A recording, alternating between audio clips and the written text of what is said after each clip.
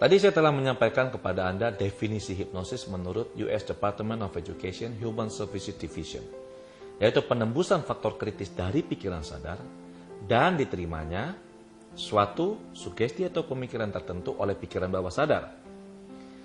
Dari statement ini kita tahu bahwa ada dua jenis pikiran, pikiran sadar dan pikiran bawah sadar. Pikiran sadar mempengaruhi dan mengendalikan hidup kita sebanyak 12%. Pikiran bawah sadar 88%. Jadi dua jenis pikiran ini bekerja bersama-sama secara simultan saling mempengaruhi. Kalau kita lihat presentasinya, hidup kita dikendalikan hampir 90% oleh pikiran bawah sadar kita. Sekarang untuk lebih memperjelas lagi, saya akan menggunakan analogi komputer untuk menjelaskan teori pikiran. Saat kita lahir hanya dengan satu jenis pikiran, yaitu pikiran bawah sadar. Pikiran bawah sadar ini sudah terbentuk sejak kita dalam kandungan. Jadi pikiran bawah sadar ini ibarat komputer, itu hard disknya, yang bisa kita isi dengan berbagai data dan program. Sejak usia 3 bulan dalam kandungan, seorang bayi, janin itu sudah bisa diprogram. Dan program itu masuk ke bawah sadar. Begitu bayi itu lahir, maka lingkungan akan melakukan programming terhadap pikirannya dia. Jadi saat kita lahir, kita hanya membawa satu pikiran, yaitu pikiran bawah sadar saja.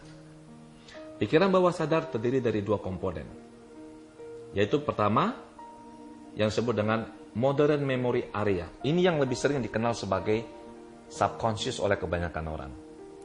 Satu komponen lagi, yaitu the unconscious mind, itu disebut juga primitive area.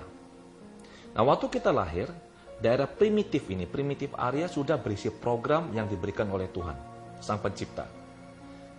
Daerah primitive area ini berhubungan dengan berbagai program, berisi berbagai program, yang tujuannya untuk bisa apa? Membuat kita tetap hidup.